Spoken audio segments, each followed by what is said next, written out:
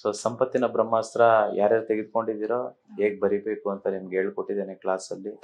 So ಬೆಳಿಗ್ಗೆ 3 ಸಲ, ಮಧ್ಯಾಹ್ನ 6 ಸಲ, ರಾತ್ರಿ 9 ಸಲ ನಾವೇನು ಅಂದುಕೊಳ್ತೇವೋ ಅದನ್ನ ಬರೆಯಬಹುದಾದಂಥ ಒಂದು ತಂತ್ರನೇ ಅಂತ ಹೇಳ್ಬೋದು.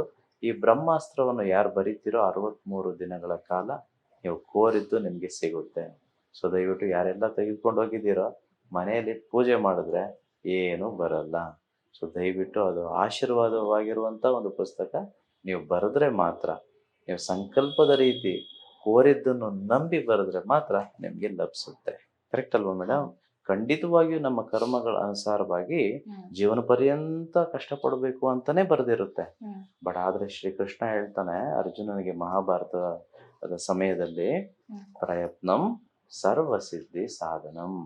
ನೀನು ಹಣೆ ಬರಹವನ್ನೇ ತಿದ್ದಬಹುದಾದಂಥ, ಅಳಿಸಿ ಮತ್ತೆ ಬರೆಯಬಹುದಾದಂಥ ಶಕ್ತಿ ನಿನ್ನೊಳಗಡೆ ಇದೆ.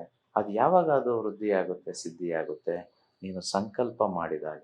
ಇದಾಗಲೇಬೇಕು, ನನ್ನ ಬದಲಾವಣೆ ಆಗಬೇಕು, ನನ್ನ ಕರ್ಮ ಪರಿಹಾರ ಆಗಬೇಕು ಅಂತ ನೀನು ಮನಸ್ಸು ಮಾಡಿದರೆ ಅದು ಸಾಧ್ಯ. ಯಾಕಂತಂದರೆ ನಮ್ಮೊಳಗಡೆ ಇರುವಂಥದ್ದು ಪರಬ್ರಹ್ಮ ಕೇವಲ ಮನುಷ್ಯನಲ್ಲ.